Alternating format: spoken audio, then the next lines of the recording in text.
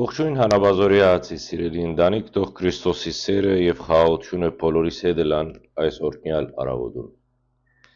Այս երկու օրը լսեցի հարցազրույցը Միքայել arczepiskopos Աջաբահյանի կողմէ հայ ժողովրդի մասին եւ հայ ժողովրդի դքիդության եւ անկիդության մասին եւ չգրցա չբարձրացնել եւ չպատասխանել։ Եկեք միասնապար լսենք այս հարցազրույցեն մեկ մասը, որուն լինքի ես կդեղադրեմ այստեղ ներքև, գրնակ ամբողջությամբ լսել, բայց միայն մեկ մասը լսել եւ ես պիտի ուզեմ Միքայել arczepiskopos Աջաբահյանին պատասխանել։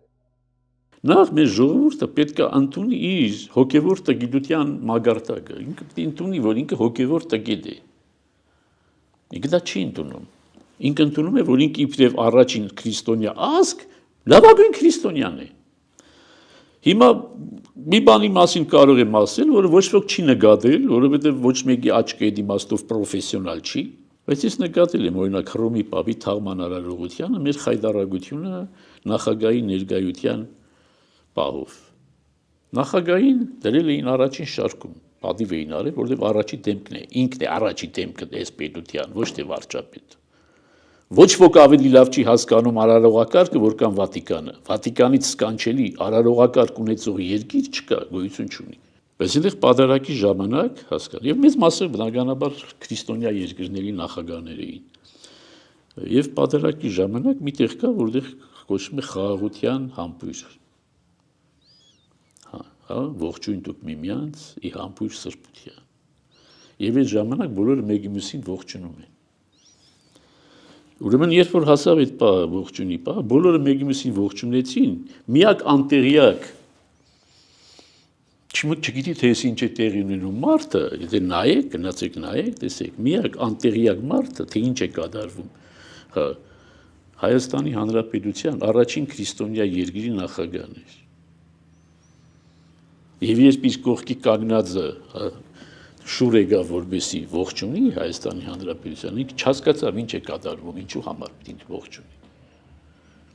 Այդ բոլոր քրիստոնյա, որոնք քրիստոնյա են անունով միայն, նախագահները գոնե հասկանում են այդ կամ բանը, թե այդ պատարակի ժամանակ ինչ է տեղի ունենում։ Չեն իրանք էլ չեն գնում պատարակին, այդ չի որ նրանք կոդորում են իրենց պատարակի գնալու։ Բայց հասկանում են, գոնե գիտեն, ինչ-որ գիտելիք ունեն, նվազագույն գիտելիք ունեն այն քրիստոնեական ժառանգությունից, որը իրենցն է։ Մերոնք բացարձակ չունեն։ Մերոնք բացարձակ չունեն։ Մերոնք բացարձակ չունեն։ Նախագահի մագարտակով տգիտություն է։ Ժողովրդական պարզ ժողովրդի մագարտակով տգիտությունը ո՞նց է փարատելու։ Երբ որ քաղաքական էլիտան տգիտ է։ Եվ երբ որ ասում ես քաղաքական էլիտա, դու տգիտ ես, ասում են սրբազանը խոսույթ է օգտագործում քաղաքական, մեկ, երկրորդ վիրավորում է մեզ, երրորդ ինքը իրավունք չունի այդպես խոսելու, ինչ լեզվով խոսենք, որ հասկանաք դուք իբրև հայ հասարակություն, որ ձեր առաքելությունից շեղված եք եւ փարված եք տգիտությանը, մարդընչող տգիտությանը։ Այն տգիտությանը, որը ոչ թե ասում է, ես տգիտ եմ, ուզում եմ սովորել, այլ հակառակը, որ ասում է, ով ասեց, որ տգիտ եմ։ Չէ, մի հատ խոսք կա, չի ասում է,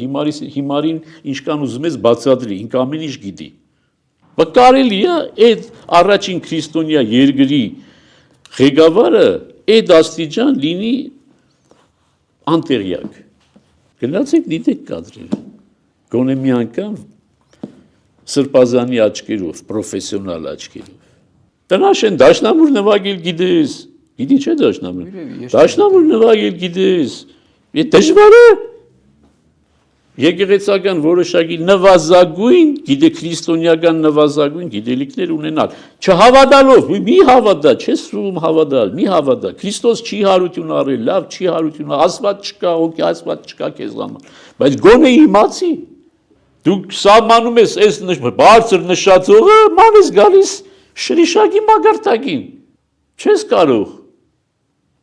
Եթե քո նշածողը ընդեղ է, չես կարող շրիշակի մագարտակի լինել։ Բայց եթե նախորդ հազարամյակների սխալների սրբագրումը չլինի, երաշխավորված չի Սրբազան, առաջիկա հազարամյակի Մեծ ցավով լսեցի ձեր հարցազրույցը երաշխավորված չի։ եւ խորաբես վրդովված եմ ձեր մատուցած պատկերով։ Ինձի համար անհասկանալի է, թե ինչպես դուք իբրև հոգևոր առաջնորդ գրնակ այսպիսի մեղադրանքներ ուղղել ժողովրդին, քաղաքական ղեկավարներուն, առանց անդրադառնալու ձեր իսկ պատասխանատվության եւ եկեղեցական դասի առաքելության թերություններուն։ Դուք կխոսիք հոգևոր դքիդության մասին, հայտարարելով, թե մեր ժողովուրդը պետք է ընդունի իր դքիդությունը։ Սակայն չէ՞ որ այդ դքիդությունը ուղիղ հետևանքն է ձեր եւ ցեզի նման առաջնորդներու անպատարար հոգևոր ուսուցման։ Դուք անիրավությամբ կմեղադրեք մեր հասարակությունը, երբ իրականության մեջ դուք ինքներդ պետք է պատասխան տաք այն հարցումին, թե ինչու ժողովուրդը մնաց անդեղյակ քրիստոնեության խորքային գիտելիքներ են։ Չէ՞ որ այդ ուսուցումը ձեր բարդականությունն էր եւ դուք չեք իրականացուցած այն պատշաճորեն։ Մեղադրեցիք երկրի նախագահը անդեղության մեջ, սակայն ցեզ գիշեցնեմ, որ նույն ավետարանը, որուն հողում գնեք, գսկուշացնե, որ ով որ իր եղբորը անդեղի հիմար գոչե, դատաստանի ենթակա պիտի լա։ Ինչպես է, որ դուք ցեզի թույլ կտաք նման արտահայտություններով խոսիլ ձեր դիմաց նստած հավատացյալներու եւ նույնիսկ երկրի առաջի դեմքին մասին։ Արդյոք այս պահվածքը արժանի է հոգևորականի գոչումին։ Այն բարակային, երբ մեկ ուրիշ պրոֆեսիոնալ աչք կբացահայտե եկեղեցվո մեջ դերությունները, դուք կսեք մի հարեք եկեղեցվո քաղաքնիկները, սակայն դուք անցամբ հասարակած դաշտ կհանեք երկրի նախագահի անդեղեկատվությունը, որ գուցե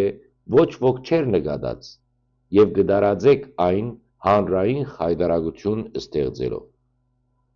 Այսպիսի մոտեցում կլա հոգևոր առաջնորդի մոտեցումը։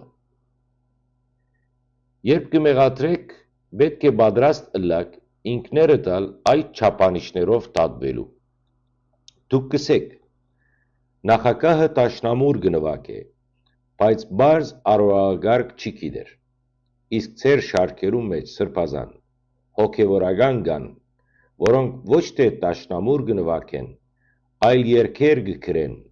եւ կկատարեն հարուստ կանանց հաջողանալու համար, հպարտանալով իրենց DJ-ի համբավով, եւ նույնիսկ ունիք հոգևորականներ, որոնք ռոք նվագող եւ երգող են, եւ ես այդ մասին բարձրացայնած եմ։ Արդյոք այդ գործողությունները իրենց առաքելության ծիրեններս են։ Դուք նախ եւ առաջ ձեր շրջապատին պիտի ուշադրություն դարձնեիք, ապա նոր մեղադրեիք ուրիշներուն։ Դուք կխոսիք ճշմարտության մասին եւ կհիշեցնեք, թե ճշմարտությունը ցեզի պիտի ազատե։